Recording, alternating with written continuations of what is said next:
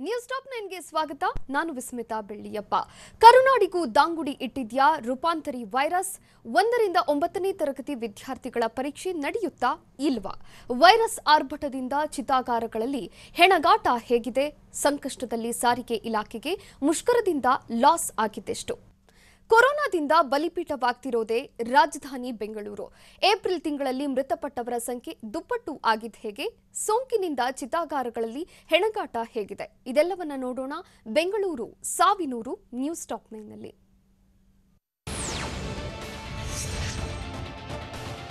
ಬೆಂಗಳೂರಿನಲ್ಲಿ ಹೆಮ್ಮಾರಿ ಕೊರೋನಾ ಅಟ್ಟಹಾಸ ಮೆರೀತಾ ಇದ್ದು, ಕ್ರೂರಿ ಕೊರೋನಾಗೆ ರಾಜಧಾನಿ ಬೆಂಗಳೂರು ಬಲಿಪೀಠವಾಗ್ತಾ ಇದೆ. ಕಿಲ್ಲರ್ ಕೊರೋನಾ ಅಬ್ಬರಕ್ಕೆ ಐಟಿ ಸಿಟಿ ಬೆಂಗಳೂರು ಬೆಚ್ಚಿ ಬಿದ್ದಿದ್ದು, ಕೊರೋನಾದ ರೌದ್ರ ರೂಪ ನೋಡಿ ಬೆಂಗಳೂರಿಗೆ ಆಘಾತವಾಗಿದೆ. ಸಾವಿನ ಸುಳಿಯಲ್ಲಿ ಸಿಲುಕಿರುವಂತಹ ಬೆಂಗಳೂರು ಕೊರೋನಾ ಹೆಮ್ಮಾರಿಯಿಂದ ಸಾವಿನೂರಾಗ್ತಾ ಇದೆ. ಕ್ಷಣ ಕ್ಷಣಕ್ಕೂ ಜನ ಪ್ರಾಣ ಕಳೆದುಕೊಳ್ತಾ ಇರೋದ್ರಿಂದ ಚಿತಾಗಾರದಲ್ಲೂ ಹೆಣಗಾಡುವಂತಾಗಿದೆ.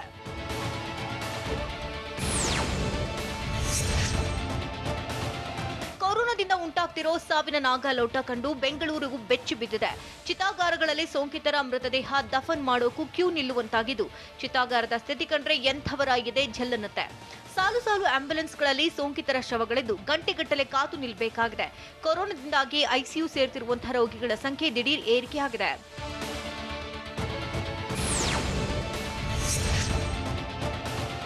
ಕೊರೋನಾ 2ನೇ ಅಲೆಯಲ್ಲಿ ಸಾವಿನ ಓಟ ಹೆಚ್ಚಾಗಿದ್ದು, ಯಮರೂಪಿ ವೈರಸ್ ಅಟ್ಟಹಾಸಕ್ಕೆ ಬೆಂಗಳೂರು ನರಕವಾಗಿ ಬದಲಾಗ್ತಿದೆ. ಸೋಂಕಿನ ಹೈಸ್ಪೀಡ್ಗೆ ಸೋಂಕಿತರು ಮಸಣ ಸೇರ್ತಿದ್ದು, ಜನವರಿಗೆ ಹೋಲಿಸಿದರೆ ಏಪ್ರಿಲ್ನಲ್ಲಿ ಸಾವಿನ ಸಂಖ್ಯೆ ದುಪ್ಪಟ್ಟಾಗಿದೆ. ಬೆಂಗಳೂರು ಕ್ರೂರಿ ಕೊರೋನಾ ಬೇಸಿಗೆ ಬೇಗೆಯಲ್ಲೇ ಬಲಿಪೀಠವನ್ನಾಗಿಸಿಕೊಂಡಿದೆ.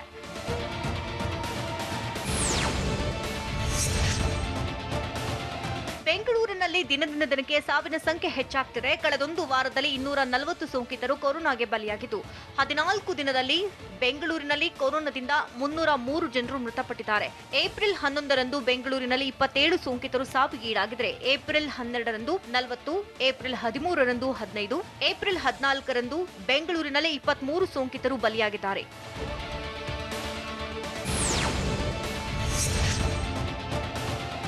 ಒಂದೆಡೆ ಕೊರೋನಾ ಸೋಂಕಿನ ಆರ್ಭಟ ಹೆಚ್ಚಾಗ್ತಾ ಇದ್ರೆ, ಮತ್ತೊಂದೆಡೆ ಬೆಂಗಳೂರಿನ ಚಿತಾಗಾರಗಳ ಪರಿಸ್ಥಿತಿ ಹೀನಾಯವಾಗಿದೆ. ಬೆಂಗಳೂರಿನಲ್ಲಿ ಕೊರೋನಾ ಸಾವಿನ ಸಂಖ್ಯೆ ದಿಢೀರ್ ಏರಿಕೆಯಾಗ್ತಾ ಇದ್ದು, ಅಂತ್ಯ ಸಂಸ್ಕಾರಕ್ಕೂ ಚಿತಾಗಾರದಲ್ಲಿ ಕ್ಯೂ ನಿಲ್ಲುವಂತಾಗಿದೆ.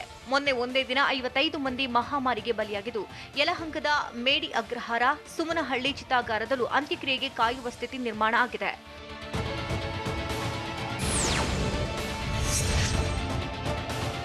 ಬೆಂಗಳೂರಿನಲ್ಲಿ ಚಿತಾಗಾರಗಳ ಸಂಖ್ಯೆ ಏರಿಕೆ ಮಾಡದೆ ಹೋದರೆ ದೊಡ್ಡ ಸಮಸ್ಯೆ ಉದ್ಭವವಾಗಲಿದೆ. ಕೊರೋನಾದಿಂದ ಸಾವನ್ನಪ್ಪಿದವರ ಅಂತ್ಯ ಸಂಸ್ಕಾರಕ್ಕೆ ಯಲಹಂಕದ ಮೇಡಿ ಅಗ್ರಹಾರ, ಸುಮನಹಳ್ಳಿಯ ಚಿತಾಗಾರಗಳಿವೆ. ಆದರೆ ಒಂದು ಶವ ಅಂತ್ಯ ಸಂಸ್ಕಾರಕ್ಕೆ 1.5 ಗಂಟೆ ಬೇಕಿದ್ದು, ಪ್ರತಿನಿತ್ಯ ಚಿತಾಗಾರಕ್ಕೆ 15ರಿಂದ 20 ಕೊರೋನಾ ಮೃತದೇಹಗಳು ಬರುತ್ತಿದೆ. ಹೀಗಾಗಿ ಚಿತಾಗಾರದ ಎದುರು ಇಡೀ ದಿನ ಆಂಬ್ಯುಲೆನ್ಸ್ನಲ್ಲಿ ಕಾಯುವ ಸ್ಥಿತಿ ಇದೆ.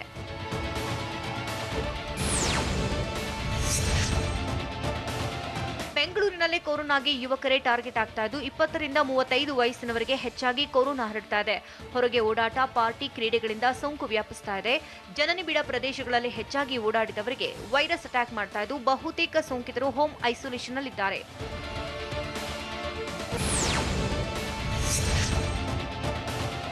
ಎರಡನೇ ಅಟ್ಯಾಕ್ನಲ್ಲಿ ಬೆಂಗಳೂರಿಗೆ ಕೊರೋನಾ ಸಾವಿನ ಶಾಕ್ ಕೊಟ್ಟಿದೆ. ಬೆಂಗಳೂರಿನಲ್ಲಿ ಸಾವಿನ ಸಂಖ್ಯೆ ದಿಢೀರ್ ಹೆಚ್ಚಾಗಿದ್ದು, ರಾಜಧಾನಿ ಕೊರೋನಾ ಬಲಿಪೀಠವಾಗಿ ಬದಲಾಗ್ತಿದೆ. ಬೆಂಗಳೂರಿನಲ್ಲಿ ವ್ಯಾಪಕವಾಗಿ ಹರಡ್ತಾ ಇರೋ ಕೊರೋನಾ ಸೋಂಕು 30ರಿಂದ 70 ವಯಸ್ಸಿನವರ ಪೈಕಿ ಹೆಚ್ಚಿನವರಿಗೆ ಅಟ್ಯಾಕ್ ಮಾಡ್ತಾ ಇದೆ. ಆದರೆ ಸೋಂಕಿತರು ಕೊರೋನಾವನ್ನ ಗಂಭೀರವಾಗಿ ತೆಗೆದುಕೊಳ್ಳದೇ ಇರೋದೇ ಸಾವಿನ ಸಂಖ್ಯೆ ಹೆಚ್ಚಾಗಲು ಕಾರಣವಾಗಿದೆ.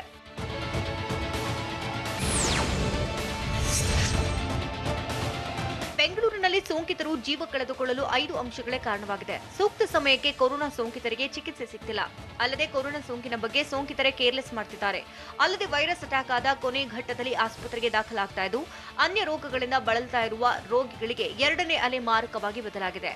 ಜೊತೆಗೆ ಐಸಿಯುಗಳ ಅಭಾವ ಹೆಚ್ಚಾಗಿದ್ದು, ಐಸಿಯು ಸಮಸ್ಯೆಯಿಂದ ಮತ್ತು ಕೊರೋನಾ ಬಗ್ಗೆ ಬಿಬಿಎಂಪಿ ನಿರ್ಲಕ್ಷ್ಯದಿಂದಲೂ ಸಾವಿನ ಸಂಖ್ಯೆ ಏರಿಕೆ ಆಗ್ತಿದೆ. ಕೋವಿಡ್ನಿಂದಾಗಿ ಬೆಂಗಳೂರಲ್ಲಿ ಬೆಡ್ಗಳಿಗೆ ಬರ ಎದುರಾಯ್ತಾ? 4 ದಿನಗಳಿಂದ ಬೆಡ್ಗಳಿಗಾಗಿ ಸೋಂಕಿತ ವೃದ್ಧೆ ಅಲೆದಾಡಿದ ಹೇಗೆ? ಕ್ವಾರಂಟೈನ್ ಕೇಂದ್ರದಲ್ಲೂ ಸಂಕಷ್ಟ ತಪ್ಪಲಿಲ್ವಾ? ಇದೆಲ್ಲವನ್ನ ನೋಡೋಣ ಬೆಡ್ ಬಡಿದಾಟ ನ್ಯೂಸ್ ಟಾಪ್ 9ನಲ್ಲಿ.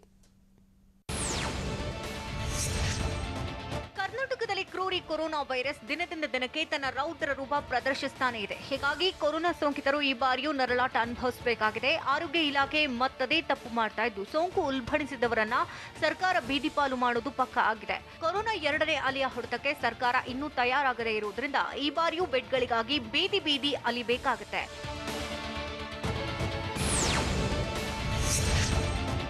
ಕೊರೋನಾ ಸೋಂಕಿತರಿಗೆ ಬೆಂಗಳೂರಿನಲ್ಲಿ ಬೆಡ್ಗಳಿಗೆ ಬರ ಎದುರಾಗಿದೆ. ಸೋಂಕಿತರಿಗೆ ಚಿಕಿತ್ಸೆ ನೀಡಲು ಬೆಡ್ಗಳೇ ಖಾಲಿ ಇಲ್ಲ. ಆದ್ರೂ ಮೇಲ್ನೋಟಕ್ಕೆ ಬೆಡ್ ಖಾಲಿ ಇದೆ ಅಂತ ಬಿಬಿಎಂಪಿ ಹೇಳ್ತಾ ಇದೆ. ಬಿಬಿಎಂಪಿ ವ್ಯಾಪ್ತಿಯಲ್ಲಿ ಈಗಾಗಲೇ 2745 ಐಸಿಯು ಜನರಲ್ ಬೆಡ್ ಬಳಕೆ ಮಾಡಿದ್ದು 1074 ಐಸಿಯು ಜನರಲ್ ಬೆಡ್ಗಳು ಖಾಲಿ ಇವೆ ಅಂತ ಬಿಬಿಎಂಪಿ ಅಧಿಕಾರಿಗಳು ಮಾಹಿತಿ ಕೊಟ್ಟಿದ್ದಾರೆ. ಆದ್ರೆ ಬೆಂಗಳೂರಿನ ಆಸ್ಪತ್ರೆಗಳ ಬೆಡ್ಗಳು ಫುಲ್ ಆಗಿದ್ದು ಸರ್ಕಾರಕ್ಕೆ ಬೆಡ್ಗಳನ್ನ ಮೀಸಲಿಟ್ಟಿಲ್ಲ.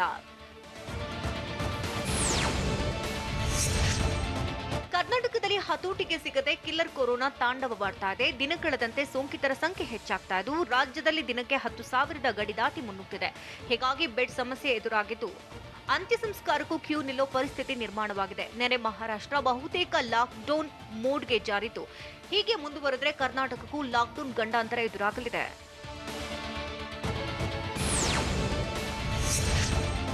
ಬೆಂಗಳೂರಿನ ಇಎಸ್ಐ ಆಸ್ಪತ್ರೆಯಲ್ಲಿರೋ ಸೋಂಕಿತ ವೃದ್ಧೆಯ ಕುಟುಂಬ 4 ದಿನದಿಂದ ಬೆಡ್ಗಾಗಿ ಅಲೆದು ಸುಸ್ತಾಗಿದೆ. ಅನಾರೋಗ್ಯದಿಂದ ಬಳಲ್ತಾ ಇದ್ದ ವೃದ್ಧೆಗೆ ಇಎಸ್ಐ ಆಸ್ಪತ್ರೆಯಲ್ಲಿ ಚಿಕಿತ್ಸೆ ಕೊಡುವ ವೇಳೆ ಕೊರೋನಾ ದೃಢಪಟ್ಟಿದೆ. ಹೀಗಾಗಿ ವೆಂಟಿಲೇಟರ್ನಲ್ಲಿರುವ ವೃದ್ಧೆಗೆ ಬಿಬಿಎಂಪಿ ಬೆಡ್ ಒದಗಿಸಬೇಕು. ಆದರೆ 4 ದಿನದಿಂದ ಬೆಡ್ ನೀಡದೆ ಸತಾಯಿಸ್ತಾ ಇರುವುದಾಗಿ ಆರೋಪ ಮಾಡಿದ್ದು ಬಿಬಿಎಂಪಿಯಿಂದ ಬೆಡ್ ಪಡೆಯಲು ಇಎಸ್ಐ ಆಸ್ಪತ್ರೆ ಸೂಚಿಸಿದೆ.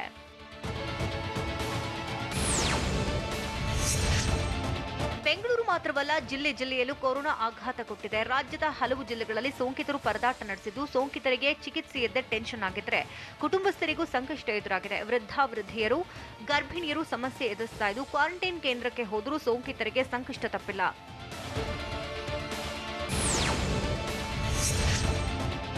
ರಾಮನಗರದ ಸುಗ್ನಳ್ಳಿ ಆಯುಷ್ ತರಬೇತಿ ಕೇಂದ್ರದಲ್ಲಿರೋ ಕ್ವಾರಂಟೈನ್ ಕೇಂದ್ರ ಅವ್ಯವಸ್ಥೆಯ ಆಗರವಾಗಿದೆ. ಸಮಯಕ್ಕೆ ಸೂಕ್ತ ಊಟ ಸಿಗದೆ ಗರ್ಭಿಣಿ ಪರದಾಡಿದ್ದು ಸಂಕಷ್ಟಕ್ಕೆ ಸಿಲುಕಿದ್ದಾಳೆ. ಮನೆಯಲ್ಲಿಯೇ ಕ್ವಾರಂಟೈನ್ ಆಗ್ತೇವೆ ಅಂತ ಮನವಿ ಮಾಡಿದ್ರೂ ಕೇಳದೆ ಇಲ್ಲಿಗೆ ಕರೆತಂದಿದ್ದಾರೆ. ನಮಗೆ ಇಲ್ಲಿ ಸೂಕ್ತ ಊಟ ಸಿಗ್ತಾ ಇಲ್ಲ, ಶೌಚಾಲಯಗಳು ಕೂಡ ಸರಿಯಾಗಿಲ್ಲವೆಂದು ಕ್ವಾರಂಟೈನ್ ಕೇಂದ್ರದಲ್ಲಿರುವ 30 ಸೋಂಕಿತರು ಅಳಲು ತೋಡಿಕೊಂಡಿದ್ದಾರೆ.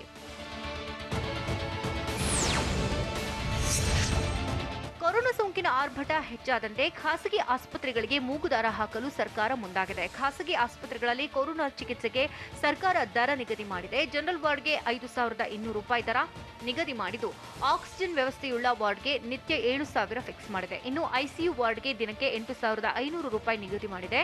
ನಗದು ವಿಮಾ ಯೋಜನೆ ಇರುವವರಿಗೆ ಪ್ರತ್ಯೇಕ ದರ ನಿಗದಿಪಡಿಸಿದೆ.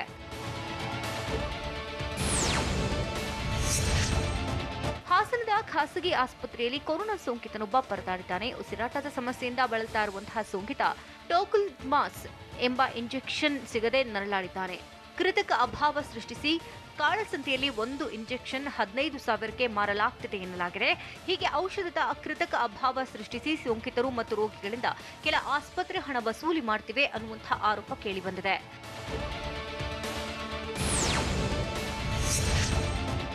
ಕಲಬುರಗಿಯಲ್ಲಿ ರೆಮ್ಡಿಸಿವಿರ್ ಲಸಿಕೆ ಸಿಗದೆ ಸೋಂಕಿತನೊಬ್ಬನ ಕುಟುಂಬಸ್ಥರು ಪರದಾಡಿದ್ದಾರೆ. ಸೋಂಕಿತನಿಗೆ ರೆಮ್ಡಿಸಿವಿರ್ ಲಸಿಕೆ ನೀಡಬೇಕು ಅಂತ ವೈದ್ಯರು ರೆಫರ್ ಮಾಡಿದ್ದಾರೆ. ಆ ಬಳಿಕ ಸೋಂಕಿತನ ಕುಟುಂಬಸ್ಥರು ಲಸಿಕೆಗಾಗಿ ಇಡೀ ನಗರದಲ್ಲಿರೋ ಮೆಡಿಕಲ್ ಶಾಪ್ ಸುತ್ತಿದ್ರು. ರೆಮ್ಡಿಸಿವಿರ್ ಲಸಿಕೆ ಲಭ್ಯವಾಗಿಲ್ಲ. ಇದರಿಂದ ಕಂಗಾಲಾದಂತಹ ಕುಟುಂಬಸ್ಥರು ರೆಮ್ಡಿಸಿವಿರ್ ಲಸಿಕೆ ಪೂರೈಸಿ ಅಂತ ಸರ್ಕಾರಕ್ಕೆ ಮನವಿ ಮಾಡಿದ್ದಾರೆ. ದೇಶದಲ್ಲಿ ದಿನಕ್ಕೆ 1000 ಲೆಕ್ಕದಲ್ಲಿ ಕೊರೋನಾ 2 ಲಕ್ಷಕ್ಕೆ ತಲುಪಿದೆ. ಸೋಂಕಿತ ಆರ್ಭಟನ ಮುಂದುವರೆದ್ರೆ ಅಮೆರಿಕವನ್ನು ಮೀರಿಸುತ್ತೆ ಭಾರತ. ಮಸ್ಕಿ ಬೈ ಎಲೆಕ್ಷನ್ ಪ್ರಚಾರಕ್ಕೆ ಬಂದವರಿಗೂ ಭೀತಿ ಎದುರಾಗಿದೆ ಹೇಗೆ? ಇದೆಲ್ಲವನ್ನ ನೋಡೋಣ ಕೊರೋನಾ ಘಾತ ನ್ಯೂಸ್ ಟಾಪ್ 9ನಲ್ಲಿ. ದೇಶದಲ್ಲಿ ದಿನಕ್ಕೆ 1000ದ ಲೆಕ್ಕದಲ್ಲಿದ್ದ ಕೊರೋನಾ ಸೋಂಕಿತರ ಸಂಖ್ಯೆ 2 ಲಕ್ಷದ ಗಡಿಗೆ ಬಂದು ನಿಂತಿದೆ. ಮೊದಲ ಅಲೆಗಿಂತಲೂ ಎರಡನೇ ಅಲೆಯಲ್ಲಿ ಅತಿ ಹೆಚ್ಚು ಮಂದಿಗೆ ಸೋಂಕು ಹರಡ್ತಾ ಇದ್ದು ಕಳೆದ 24 ಗಂಟೆಯಲ್ಲಿ 2,739 ಕೋವಿಡ್ ಕೇಸ್ ಪತ್ತೆಯಾಗಿದ್ದು ಇದುವರೆಗಿನ ಒಂದು ದಿನದ ಗರಿಷ್ಠ ಪ್ರಕರಣಗಳಾಗಿದೆ. ಭಾರತದಲ್ಲಿ ಒಂದೇ ದಿನದಲ್ಲಿ ಸುಮಾರು 2 ಲಕ್ಷ ಪ್ರಕರಣ ಪತ್ತೆಯಾಗಿದ್ದು ಮೊದಲ ಅಲೆಯಲ್ಲೂ ಇಷ್ಟೊಂದು ಕೇಸ್ ಪತ್ತೆಯಾಗಿರಲಿಲ್ಲ.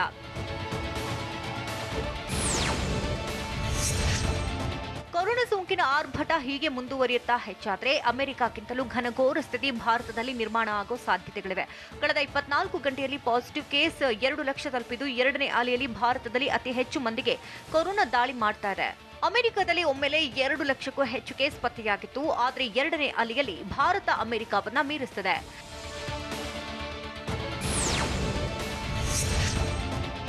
ದೇಶದಲ್ಲಿ ಕೊರೋನಾ ಸೋಂಕು ರಣಕೇಕೆ ಹಾಕ್ತಾ ಇದ್ದು ಸೋಂಕಿತರ ಸಂಖ್ಯೆ ಜಗತ್ತಿನಲ್ಲಿ 2ನೇ ಸ್ಥಾನಕ್ಕೆ ಭಾರತ ತಲುಪಿದೆ.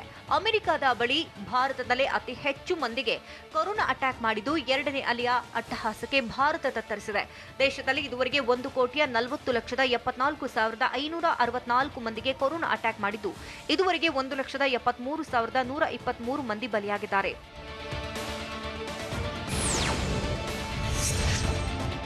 ದೇಶದಾದ್ಯಂತ ಕಿಲ್ಲರ್ ಕೊರೋನಾ ಆರ್ಭಟಿಸ್ತಾ ಇದ್ದು ಇಡೀ ದೇಶವನ್ನೇ ಮತ್ತೆ ಕಪಿಮುಷ್ಟಿಯಲ್ಲಿಟ್ಕೊಳ್ತಾ ಇದೆ. ಹೆಮ್ಮಾರಿ ಕೊರೋನಾ 2ನೇ ಅಲೆಯ ಹೊಡೆತಕ್ಕೆ ಭಾರತ ಹೈರಾಣಾಗ್ತಿದ್ದು ಕೊರೋನಾ ಮೊದಲ ಅಲೆಗಿಂತ 2ನೇ ಅಟ್ಯಾಕ್ ರಣಭೀಕರವಾಗಿದೆ. ಅತಿ ಹೆಚ್ಚು ಸೋಂಕಿತರ ಪಟ್ಟಿಯಲ್ಲಿ ಭಾರತ 2ನೇ ಸ್ಥಾನದಲ್ಲಿದ್ದು ಮೊದಲ ಅಲೆಗಿಂತ ದುಪ್ಪಟ್ಟು ವೇಗದಲ್ಲಿ ಹರಡುತ್ತಿದೆ. ಹೀಗಾಗಿ ಹಲವು ರಾಜ್ಯಗಳು ಮತ್ತೆ ಲಾಕ್ಡೌನ್ನತ್ತ ಸಾಗಿದೆ.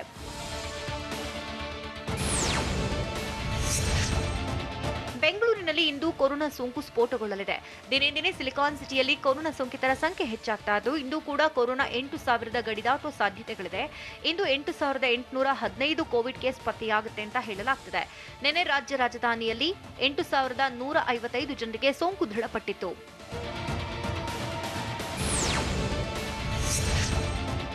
ಬೆಂಗಳೂರಿನಲ್ಲಿ ಕ್ರೂರಿ ಕೊರೋನಾದ ರಣಕೇಕೆ ಹೆಚ್ಚಾಗ್ತಾ ಇದ್ದು ಸೋಂಕಿನಿಂದ ಮೃತಪಡೋರ ಸಂಖ್ಯೆ ಹೆಚ್ಚಾಗ್ತಿದೆ. ರಾಜ್ಯದಲ್ಲಿ ನಿನ್ನೆ ಒಂದೇ ದಿನ ಕೊರೋನಾಗೆ 38 ಸೋಂಕಿತರು ಬಲಿಯಾಗಿದ್ದು ಇವರ ಪೈಕಿ ಬೆಂಗಳೂರಿನಲ್ಲಿ ಸೋಂಕಿನಿಂದ 23 ಜನ ಮೃತಪಟ್ಟಿದ್ದಾರೆ. ಕೊರೋನಾದಿಂದ ಜನವರಿಯಲ್ಲಿ 66, ಫೆಬ್ರವರಿಯಲ್ಲಿ 88 ಜನ ಸಾವಿಗೀಡಾಗಿದ್ದರು. ಮಾರ್ಚ್ನಲ್ಲಿ 147 ಜನರು ಮೃತಪಟ್ಟಿದ್ರೆ ಏಪ್ರಿಲ್ನ 15 ದಿನದಲ್ಲೇ 303 ಸೋಂಕಿತರು ಸಾವಿನ ಮನೆ ಸೇರಿದ್ದಾರೆ.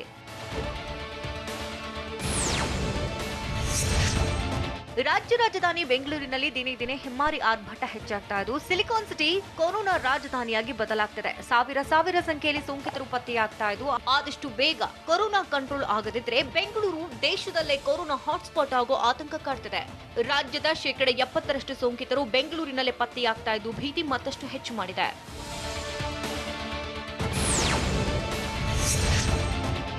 ಮಸ್ಕಿ ಉಪಚುನಾವಣೆ ಪ್ರಚಾರಕ್ಕೆ ಬಂದಿದ್ದ ನಾಯಕರಿಗೆ ಕೊರೋನಾ ಭೀತಿ ಎದುರಾಗಿದೆ. ಸುರಪುರ ಶಾಸಕ ರಾಜು ಗೌಡಗೆ ಕೊರೋನಾ ದೃಢಪಟ್ಟಿದ್ದು ಬೆಂಗಳೂರಿನಲ್ಲಿ ಚಿಕಿತ್ಸೆಗೆ ದಾಖಲಾಗಿದ್ದಾರೆ. ಹೀಗಾಗಿ ಬಿವೈ ವಿಜಯೇಂದ್ರ ರಾಯಚೂರಿನಿಂದ ಬೆಂಗಳೂರಿಗೆ ವಾಪಸ್ ಆಗಿದ್ದಾರೆ. ಏಪ್ರಿಲ್ 17ರವರೆಗೆ ಮುದಗಲ್ ಪಟ್ಟಣದಲ್ಲೇ ವಿಜಯೇಂದ್ರ ವಾಸ್ತವ್ಯ ಫಿಕ್ಸ್ ಆಗಿತ್ತು. ಆದ್ರೀಗ ವಿಜಯೇಂದ್ರ ವಾಸವಿದ್ದ ಮನೆ ಸಂಪೂರ್ಣ ಖಾಲಿಯಾಗಿದೆ.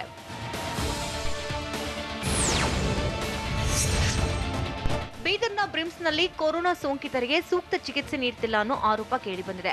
ನಮಗೆ ಆಸ್ಪತ್ರೆಯಲ್ಲಿ ಉಪಹಾರ ಊಟ ಸಿಗ್ತಾ ಇಲ್ಲ ಅಂತ ವಿಡಿಯೋ ಮೂಲಕ ಸೋಂಕಿತರು ಅಳಲು ತೋಡ್ಕೊಂಡಿದ್ದಾರೆ. ಲಸಿಕೆ ಕೇಳಿದ್ರೆ ಮೇಲ್ವಿಚಾರಕರನ್ನ ಕೇಳಿ ಅಂತಾರೆ. ನಾವು ಉಸಿರಾಟ ಸಮಸ್ಯೆಯಿಂದ ಬಳಲ್ತಾ ಇದ್ರು, ಆಸ್ಪತ್ರೆಯಲ್ಲಿ ಸೂಕ್ತ ಚಿಕಿತ್ಸೆ ನೀಡುತ್ತಿಲ್ಲ ಅಂತ ವೈದ್ಯರ ವಿರುದ್ಧ ಸೋಂಕಿತ ಗಂಭೀರ ಆರೋಪ ಮಾಡಿದ್ದಾನೆ. ತಾಂತ್ರಿಕ ಸಲಹಾ ಸಮಿತಿ ವರದಿಯಿಂದ ರಾಜ್ಯದಲ್ಲಿ ಮತ್ತಷ್ಟು ಕಠಿಣ ಕ್ರಮ ಜಾರಿಯಾಗುತ್ತಾ? ಸರ್ವಪಕ್ಷ ಸಭೆ ಬಗ್ಗೆ ವಿಪಕ್ಷ ನಾಯಕರಿಗೆ ಸುಧಾಕರ್ ತಿರುಗೇಟು ಕೊಟ್ಟಿದ್ದು ಹೇಗೆ? ಅದ್ದೂರಿ ಕರಗ ಉತ್ಸವಕ್ಕೂ ಬ್ರೇಕ್ ಬಿದ್ದಿದ್ದು ಹೇಗೆ? ಇದೆಲ್ಲವನ್ನ ನೋಡೋಣ ಕೊರೋನಾ ಅಲರ್ಟ್ ನ್ಯೂಸ್ ಟಾಪ್ 9ನಲ್ಲಿ. ಕೊರೋನಾ ನಿಯಂತ್ರಣಕ್ಕೆ ರಾಜ್ಯದಲ್ಲಿ ಮತ್ತಷ್ಟು ಕಠಿಣ ನಿಯಮಗಳು ಜಾರಿಯಾಗುವ ಸಾಧ್ಯತೆಗಳಿವೆ. ತಾಂತ್ರಿಕ ಸಲಹಾ ಸಮಿತಿ ವರದಿ ಆಧರಿಸಿ ಕ್ರಮ ಕೈಗೊಳ್ಳುತ್ತೇವೆ. ಸಿಎಂ ಬಿಎಸ್ವೈ ಬೆಂಗಳೂರಿಗೆ ವಾಪಸ್ಸಾದ ಬಳಿಕ ಕ್ರಮ ಜಾರಿಗೊಳಿಸುತ್ತೇವೆ ಅಂತ ಆರೋಗ್ಯ ಸಚಿವ ಸುಧಾಕರ್ ಹೇಳಿದ್ದಾರೆ. ಅಲ್ಲದೆ ಬೇರೆ ರಾಜ್ಯಗಳಲ್ಲಿ ಕೈಗೊಂಡ ಕ್ರಮಗಳ ಬಗ್ಗೆ ಪರಿಶೀಲನೆ ನಡೆಸಿದ್ದು ಯಾವ ಕ್ರಮ ಕೈಗೊಳ್ಳಬೇಕೆಂಬ ಕಲ್ಪನೆ ಇದೆ ಅಂತ ತಿಳಿಸಿದ್ದಾರೆ.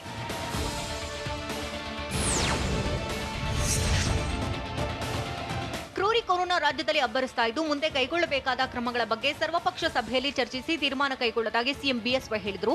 ಆದರೆ ಏಪ್ರಿಲ್ 18ರ ಸರ್ವಪಕ್ಷ ಸಭೆ ವಿಪಕ್ಷಗಳು ಆಕ್ಷೇಪಿಸಿವೆ. ಹೀಗಾಗಿ ವಿಪಕ್ಷ ನಾಯಕರ ಹೇಳಿಕೆಗೆ ಡಾಕ್ಟರ್ ಕೆ ಸುಧಾಕರ್ ತಿರುಗೇಟು ಕೊಟ್ಟಿದ್ದಾರೆ. ಸಿಎಂ ಸರ್ವಪಕ್ಷ ಸಭೆ ಏರ್ಪಡಿಸಿದ್ದು ಬನ್ನಿ ಅಂತ ಮಾತ್ರ ನಾನು ಕರೆಯಲು ಸಾಧ್ಯ ಅಂತ ಸುಧಾಕರ್ ಹೇಳಿದ್ದಾರೆ.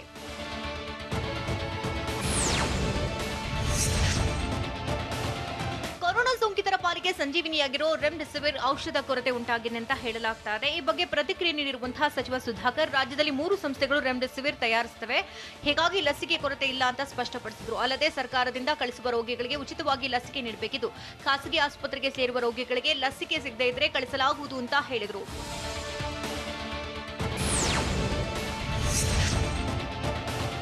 ರಾಜ್ಯದಲ್ಲಿ ರಾಜ್ಯದಲ್ಲಿ ಕೊರೋನಾ ಅಬ್ಬರಿಸ್ತಾ ಇದ್ದು ದಿನದಿಂದ ದಿನಕ್ಕೆ ಸಾವಿನ ಸಂಖ್ಯೆ ಹೆಚ್ಚಾಗ್ತಾ ಇದೆ. ಆದರೆ ಮಹಾರಾಷ್ಟ್ರಕ್ಕೆ ಹೋಲಿಸಿದ್ರೆ ಹಾಗೂ ಮೊದಲ ಅಲೆಯನ್ನ ಹೋಲಿಸಿದ್ರೆ ನಮ್ಮಲ್ಲಿ ಸಾವಿನ ಪ್ರಮಾಣ ಕಡಿಮೆ ಇದೆ ಅಂತ ಸಚಿವ ಸುಧಾಕರ್ ಹೇಳಿದ್ದಾರೆ.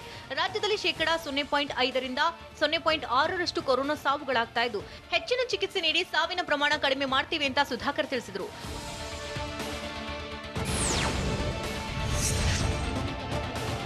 ಕೊರೋನಾ ಸೋಂಕಿತರ ನರಳಾಟ ನನ್ನ ಗಮನಕ್ಕೆ ಬಂದಿದ್ದು ಪರಿಶೀಲಿಸಿ ಕ್ರಮ ಕೈಗೊಳ್ಳುತ್ತೇವೆ ಅಂತ ಗೃಹ ಸಚಿವ ಬಸವರಾಜ ಬೊಮ್ಮಾಯಿ ಹೇಳಿದ್ದಾರೆ. ಬೀದರ್ನ ಹುಮ್ನಾಬಾದ್ನಲ್ಲಿ ಮಾತನಾಡಿದ ಅವರು 3 ವಾರಗಳಿಂದ ಕೊರೋನಾ ಹೆಚ್ಚಾಗಿದ್ದರಿಂದಾಗಿ ಸ್ವಲ್ಪ ಸಮಸ್ಯೆಯಾಗಿದೆ. ಆದರೆ ಮೊದಲಿಗಿಂತ ಈಗ ಮೂಲಸೌಕರ್ಯ ಉತ್ತಮವಾಗಿದ್ದು ರೆಮ್ಡೆಸಿವಿರ್ ದಾಸ್ತಾನು ಪೂರೈಕೆ ಮೇಲೆ ನಿಗಾ ಇಟ್ಟಿದ್ದು ತಪ್ಪಿತಸ್ಥರ ವಿರುದ್ಧ ಕ್ರಮ ಕೈಗೊಳ್ಳಲಾಗುವುದು ಅಂತ ಎಚ್ಚರಿಸಿದ್ದಾರೆ.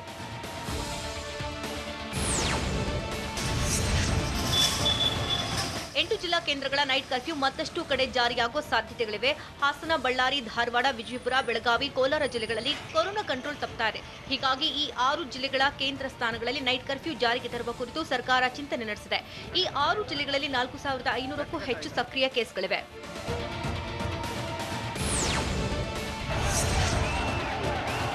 ಬೆಂಗಳೂರಿನಲ್ಲಿ ಈ ಬಾರಿಯೂ ಅದ್ಧೂರಿ ಕರಗ ಉತ್ಸವಕ್ಕೆ ಬ್ರೇಕ್ ಬಿದ್ದಿದೆ. ಕರಗ ಉತ್ಸವ ಸಂಬಂಧ ಮಹತ್ವದ ಸಭೆ ನಡೆಸಿ ಕಳೆದ ಬಾರಿಯಂತೆ ಸರಳವಾಗಿ ಕರಗ ನಡೆಸಲು ತೀರ್ಮಾನಿಸಲಾಗಿದೆ. ಕರಗ ಉತ್ಸವ ಸಂಬಂಧ ಬೆಂಗಳೂರು ನಗರ ಜಿಲ್ಲಾಧಿಕಾರಿ 18 ಜನರ ಸಮಿತಿ ರಚನೆ ಮಾಡಿದ್ದು ಕಳೆದ ವರ್ಷದಂತೆ ದೇವಾಲಯಕ್ಕೆ ಮಾತ್ರ ಉತ್ಸವ ಸೀಮಿತಗೊಳಿಸಲಾಗಿದೆ. ಬಿಬಿಎಂಪಿ ಆಯುಕ್ತರು ಜಿಲ್ಲಾಧಿಕಾರಿಗೆ ವರದಿ ಸಲ್ಲಿಸಿದ್ದಾರೆ.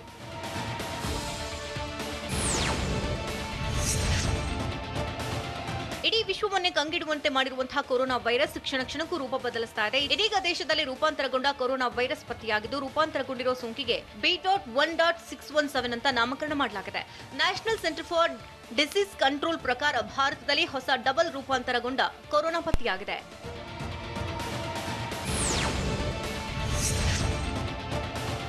ಉತ್ತರ ಪ್ರದೇಶ ರಾಜಧಾನಿ ಲಕ್ನೋನಲ್ಲಿ ಕೊರೋನಾದಿಂದ ಭಯಾನಕ ಸ್ಥಿತಿ ನಿರ್ಮಾಣವಾಗಿದೆ. ಲಕ್ನೋನ ಪ್ರಸಿದ್ಧ ಭೈಸಾಕುಂಡ್ ಘಾಟ್ನಲ್ಲಿ ಸಾಲು ಚಿತೆಗಳಿದ್ದು ಉತ್ತರ ಪ್ರದೇಶ ರಾಜಧಾನಿ ಲಕ್ನೋನಲ್ಲಿ ಅಂತ್ಯ ಸಂಸ್ಕಾರಕ್ಕೂ ಸ್ಥಳಾವಕಾಶವಿಲ್ಲದಂತಾಗಿದೆ.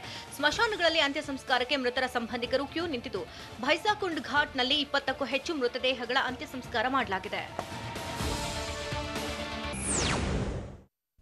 ಸಾರಿಗೆ ನೌಕರರ ಮುಷ್ಕರದಿಂದ ಇಲಾಖೆಗೆ ನಷ್ಟವಾಗಿದ್ದೆಷ್ಟು? ಎಸ್ಮಾ ಅಸ್ತ್ರ ಪ್ರಯೋಗದ ಬಗ್ಗೆ ಸಚಿವ ಸವದಿ ಹೇಳಿದ್ದೇನು? ವಸೂಲಿ ಮಾಡುತ್ತಿದ್ದ ಖಾಸಗಿ ಬಸ್ ಸಿಬ್ಬಂದಿಗೆ ಆರ್ಟಿಒ ಶಾಕ್ ಕೊಟ್ಟಿದ್ದು ಹೇಗೆ?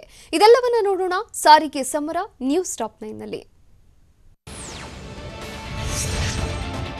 ಕೊರೋನಾದಿಂದ ನಷ್ಟದ ಸುಳಿಗೆ ಸಿಲುಕಿದ್ದ ಸಾರಿಗೆ ಇಲಾಖೆಗೆ ಸಿಬ್ಬಂದಿಯ ಮುಷ್ಕರ ಬಹುದೊಡ್ಡ ಬರೆ ಎಳೆದಿದೆ. ಸಾರಿಗೆ ನೌಕರರ ಮುಷ್ಕರದಿಂದ 170 ಕೋಟಿ ರೂಪಾಯಿ ಲಾಸ್ ಆಗಿದೆ ಅಂತ ಬೀದರ್ನ ಹುಮ್ನಾಬಾದ್ನಲ್ಲಿ ಸಾರಿಗೆ ಸಚಿವ ಲಕ್ಷ್ಮಣ ಸವದಿ ಹೇಳಿದ್ದಾರೆ. ಅಲ್ಲದೆ ರಾಜ್ಯದಲ್ಲಿ ಇವರಿಗೆ 59 ಕೆಎಸ್ಆರ್ಟಿಸಿ ಬಸ್ಗಳಿಗೆ ಕಲ್ಲು ಎಸೆದು ಹಾನಿ ಮಾಡಿದ್ದು ಕಲ್ಲು ತೂರುವವರ ವಿರುದ್ಧ ಕ್ರಮ ಕೈಗೊಳ್ಳಲು ಸೂಚಿಸಿದ್ದೇನೆ ಅಂತ ತಿಳಿಸಿದ್ದಾರೆ.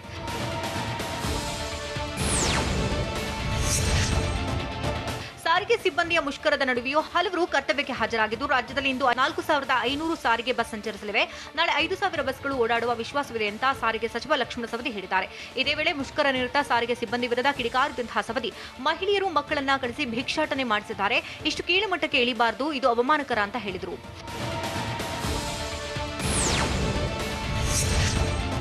ಸರ್ಕಾರದ ಸಾರಿಗೆಯನ್ನ ಖಾಸಗೀಕರಣ ಮಾಡುವ ಹುನ್ನಾರ ಮಾಡಿದೆ ಅಂತ ಮುಷ್ಕರ ನಿರತ ಸಾರಿಗೆ ಸಿಬ್ಬಂದಿ ಆರೋಪ ಮಾಡಿದ್ದಾರೆ. ಈ ಬಗ್ಗೆ ಸಚಿವ ಸವದಿ ಸ್ಪಷ್ಟನೆ ನೀಡಿದ್ದು ಖಾಸಗೀಕರಣ ಮಾಡುವ ಉದ್ದೇಶ ಸರ್ಕಾರಕ್ಕಿಲ್ಲ, ಎಸ್ಮಾ ಬಗ್ಗೆಯೂ ನಾವು ಚಿಂತನೆ ಮಾಡಿಲ್ಲ ಅಂತ ಹೇಳಿದ್ದಾರೆ. ಅಲ್ಲದೆ ತೆಲಂಗಾಣದ ಮಾದರಿಯಲ್ಲಿ ಹಠಕ್ಕೆ ಬೀಳ್ಬೇಡಿ, ಸರ್ಕಾರ ಮೃದು ಧೋರಣೆಯಲ್ಲಿದ್ದು ಕೆಲಸ ಆರಂಭಿಸಿ, ಸಂಬಳ ಹೆಚ್ಚು ಮಾಡುವ ಬಗ್ಗೆ ನಾವು ಮಾತನಾಡ್ತೇವೆ ಅಂತ ತಿಳಿಸಿದ್ದಾರೆ.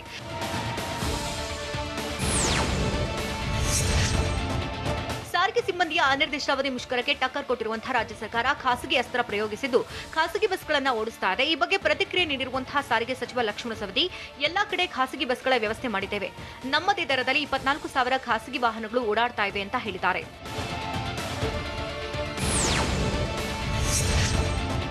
ಆರನೇ ವೇತನ ಆಯೋಗ ಜಾರಿಗೆ ಆಗ್ರಹಿಸಿ ಸಾರಿಗೆ ನೌಕರರು ನಡೆಸ್ತಾ ಇರುವಂತಹ ಹೋರಾಟ 9ನೇ ದಿನಕ್ಕೆ ಕಾಲಿಟ್ಟಿದೆ.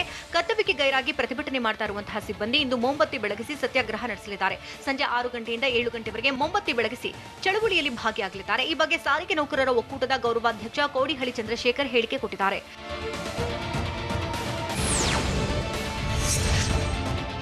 ಮುಷ್ಕರ ನಿರತ ಸಾರಿಗೆ ನೌಕರರ ಮೇಲೆ ಬಿಎಂಟಿಸಿ ಶಿಸ್ತು ಕ್ರಮ ಕೈಗೊಂಡಿದೆ. ಕರ್ತವ್ಯಕ್ಕೆ ಗೈರಾದ ನೌಕರರನ್ನ ಅಮಾನತುಗೊಳಿಸಿ ಆದೇಶ ಹೊರಡಿಸಿದ್ದು 221 ಚಾಲಕರು ನಿರ್ವಾಹಕರನ್ನ ಸಸ್ಪೆಂಡ್ ಮಾಡಿದೆ. ಕಳೆದ 8 ದಿನದಲ್ಲಿ ಒಟ್ಟು 495 ನೌಕರರ ಮೇಲೆ ಶಿಸ್ತಿನ ಅಸ್ತ್ರ ಪ್ರಯೋಗಿಸಿರುವಂತಹ ಬಿಎಂಟಿಸಿ ಮತ್ತಷ್ಟು ಬಿಗಿ ಕ್ರಮ ಕೈಗೊಳ್ಳುವ ಎಚ್ಚರಿಕೆ ಕೊಟ್ಟಿದೆ. ಮುಷ್ಕರ ನಿರತ ನೌಕರರು ನೋಟಿಸ್ಗೆ ಉತ್ತರಿಸದ ಕಾರಣಕ್ಕೆ ಬಿಎಂಟಿಸಿ ಕ್ರಮ ಕೈಗೊಂಡಿದೆ.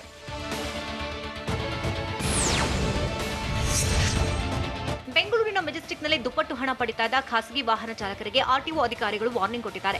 ದುಪ್ಪಟ್ಟು ಹಣ ಪಡಿತಾ ಇರುವ ಬಗ್ಗೆ ಪ್ರಯಾಣಿಕರಿಂದ ಮಾಹಿತಿ ಪಡೆದಂತಹ ಆಫೀಸರ್ಸ್ ಬಸ್ ಸೀಸ್ ಮಾಡೋ ಎಚ್ಚರಿಕೆ ಕೊಟ್ಟಿದ್ದಾರೆ. ಮೆಜೆಸ್ಟಿಕ್ನಿಂದ ಬೊಮ್ಮನಹಳ್ಳಿಗೆ ಹೊರಟಿದ್ದಂತಹ ಖಾಸಗಿ ಬಸ್ ಸಿಬ್ಬಂದಿ ಪ್ರಯಾಣಿಕರ ಬಳಿ 100 ರೂಪಾಯಿ ಕೇಳಿದ್ರು. ಈ ವೇಳೆ ಬಸ್ ತಡೆದು ಸರ್ಕಾರ ನಿಗದಿಪಡಿಸಿದಂತಹ ದರ ಪಡೆಯಿರಿ ಅಂತ ಆರ್ಟಿಒ ಅಧಿಕಾರಿಗಳು ವಾರ್ನಿಂಗ್ ಕೊಟ್ಟಿದ್ದಾರೆ.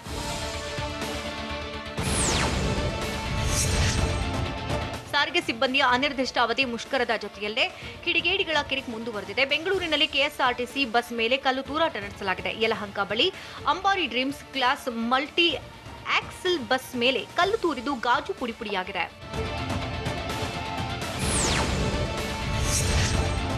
ಸಾರಿಗೆ ಸಿಬ್ಬಂದಿಯ ಹೋರಾಟ ದಿನದಿಂದ ದಿನಕ್ಕೆ ತೀವ್ರಗೊಳ್ತಾ ಇದೆ. ವೇತನ ನೀಡುವಂತೆ ಒತ್ತಾಯಿಸಿ ನೌಕರರ ಕುಟುಂಬಸ್ಥರು ಕೋಲಾರ ನಗರದ ಡಿಪೋ ಎದುರು ಪ್ರತಿಭಟನೆ ನಡೆಸಿದ್ದಾರೆ. 10ಕ್ಕೂ ಹೆಚ್ಚು ನೌಕರರ ಕುಟುಂಬ ಮಾರ್ಚ್ ತಿಂಗಳ ವೇತನ ನೀಡಬೇಕು, 6ನೇ ವೇತನ ಆಯೋಗದ ಶಿಫಾರಸು ಜಾರಿ ಮಾಡುವಂತೆ ಆಗ್ರಹಿಸಿವೆ. ಬೈ ಎಲೆಕ್ಷನ್ನಲ್ಲಿ ಬಿಜೆಪಿ ಜಯಭೇರಿ ಬಾರಿಸುತ್ತೆ ಅಂತ ಸಿಎಂ ವಿಶ್ವಾಸ ವ್ಯಕ್ತಪಡಿಸಿದ್ದು ಹೇಗೆ? ಬೆಳಗಾವಿಯಲ್ಲಿ ಧನ್ವಂತರಿ ಸುದರ್ಶನ ಹೋಮ ನಡೆಸಿದ್ದೇಕೆ? ಹಾಸನದ ರೇವ್ ಪಾರ್ಟಿಗೆ ಸಿಕ್ಕ ಟ್ವಿಸ್ಟ್ ಏನು? ನೋಡೋಣ ಕರ್ನಾಟಕ ನ್ಯೂಸ್ ಟಾಪ್ 9ನಲ್ಲಿ. 3 ಕ್ಷೇತ್ರಗಳ ಬೈ ಎಲೆಕ್ಷನ್ ನಲ್ಲಿ ಬಿಜೆಪಿ ಅಭ್ಯರ್ಥಿಗಳೇ ಗೆಲುವು ಸಾಧಿಸುತ್ತಾರೆ ಅಂತ ಬೆಳಗಾವಿಯಲ್ಲಿ ಸಿಎಂ ಬಿಎಸ್ವೈ ಹೇಳಿದ್ದಾರೆ. 3 ಕ್ಷೇತ್ರಗಳಲ್ಲೂ ಬಿಜೆಪಿ ಅಭ್ಯರ್ಥಿಗಳು ದೊಡ್ಡ ಅಂತರದಿಂದ ಗೆಲ್ತಾರೆ ಅಂತ ಸಿಎಂ ಭವಿಷ್ಯ ನುಡಿದಿದ್ದಾರೆ. ಮುಂದುವರೆದು ಮಾತನಾಡಿದ ಬಿಎಸ್ವೈ, ಡಿಕೆಶಿ ಸಿದ್ದರಾಮಯ್ಯ ಹಗುರವಾಗಿ ಮಾತನಾಡುತ್ತಿದ್ದಾರೆ. ಇವರ ಮಾತುಗಳಿಗೆ ಕ್ಷೇತ್ರದ ಮತದಾರರೇ ಉತ್ತರ ಕೊಡ್ತಾರೆ ಅಂತ ಟಾಂಗ್ ಕೊಟ್ಟಿದ್ದಾರೆ.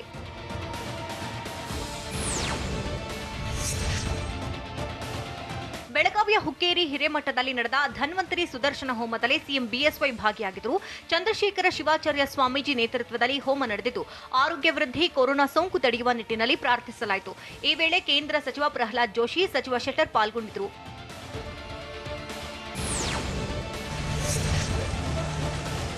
ಬೆಳಗಾವಿಯ ನಾಗನೂರು ರುದ್ರಾಕ್ಷಿ ಮಠಕ್ಕೆ ಸಿಎಂ ಬಿಎಸ್ವೈ ಭೇಟಿ ನೀಡಿದರು. ಮಠದ ಡಾಕ್ಟರ್ ಅಲ್ಲಮಪ್ರಭು ಸ್ವಾಮೀಜಿಗಳ ಜೊತೆ ಕೆಲ ಹೊತ್ತು ಮಾತುಕತೆ ನಡೆಸಿದ ಸಿಎಂ ಬಳಿಕ ಸ್ವಾಮೀಜಿಗಳಿಂದ ಆಶೀರ್ವಾದ ಪಡೆದರು. ಈ ವೇಳೆ ಕೇಂದ್ರ ಸಚಿವ ಪ್ರಹ್ಲಾದ್ ಜೋಶಿ, ಸಚಿವ ಜಗದೀಶ್ ಶೆಟ್ಟರ್ ಉಪಸ್ಥಿತರಿದ್ದರು.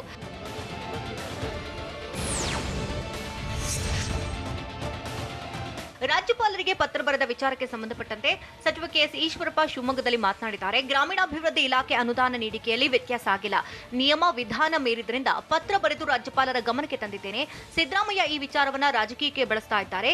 ಅವರು ಘನತೆಗೆ ತಕ್ಕಂತೆ ಮಾತನಾಡಲಿ ಅಂತ ವಾಗ್ದಾಳಿ ನಡೆಸಿದ್ದಾರೆ.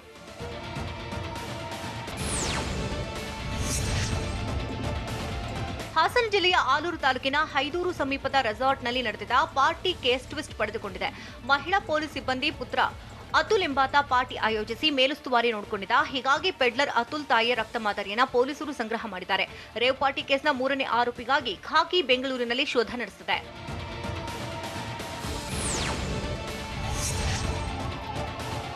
ಕೊಡಗು ಜಿಲ್ಲೆಯ ಮಡಿಕೇರಿ ಸಮೀಪದ ಕೆದಕಲ್ ಬಳಿ ಕಾರು ಲಾರಿ ಹೊತ್ತಿ ಉರಿದಿದೆ. ಮೈಸೂರು ಮಂಗಳೂರು ರಾಷ್ಟ್ರೀಯ ಹೆದ್ದಾರಿಯಲ್ಲಿ ಲಾರಿ ಕಾರು ಪರಸ್ಪರ ಡಿಕ್ಕಿಯಾಗಿದ್ದು ಅಪಘಾತದ ರಭಸಕ್ಕೆ 2 ವಾಹನ ಧಗಧಗಿಸಿವೆ. ಅಗ್ನಿಯ ಕೆನ್ನಾಲಿಗೆಗೆ 2 ವಾಹನ ಸುಟ್ಟು ಕರಕಲಾಗಿದ್ದು ಅದೃಷ್ಟವಶಾತ್ ವಾಹನಗಳಲ್ಲಿದ್ದವರು ಅಪಾಯದಿಂದ ಪಾರಾಗಿದ್ದಾರೆ. ಸ್ಥಳಕ್ಕೆ ಆಗಮಿಸಿದಂತಹ ಅಗ್ನಿಶಾಮಕ ಸಿಬ್ಬಂದಿ ಬೆಂಕಿ ನಂದಿಸಿದ್ದಾರೆ.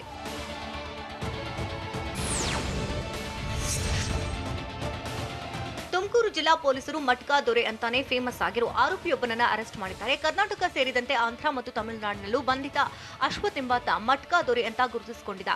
ಯುಗಾದಿ ಹಬ್ಬಕ್ಕೆ ಪಾವಗಡ ಪಟ್ಟಣಕ್ಕೆ ಬಂದಿದ್ದಾಗ ಪೊಲೀಸರು ಆರೋಪಿಯನ್ನ ಖೆಡ್ಡಾಕ್ಕೆ ಕೆಡವಿದ್ದಾರೆ. ಗೂಂಡಾ ಕಾಯ್ದೆಯಡಿ ಕೇಸ್ ದಾಖಲಿಸಿ ಜಿಲ್ಲಾ ಕಾರಾಗೃಹಕ್ಕೆ ತಳ್ಳಿದ್ದಾರೆ.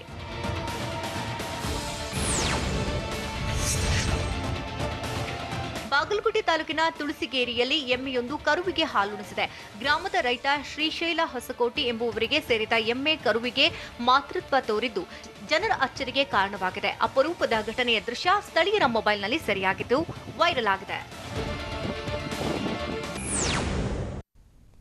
ಇದಾಗಿತ್ತು ಈ ಹೊತ್ತಿನ ಸುದ್ದಿ. ನಿರಂತರ ಸುದ್ದಿಗಾಗಿ ನೋಡ್ತಾ ಇರಿ TV9.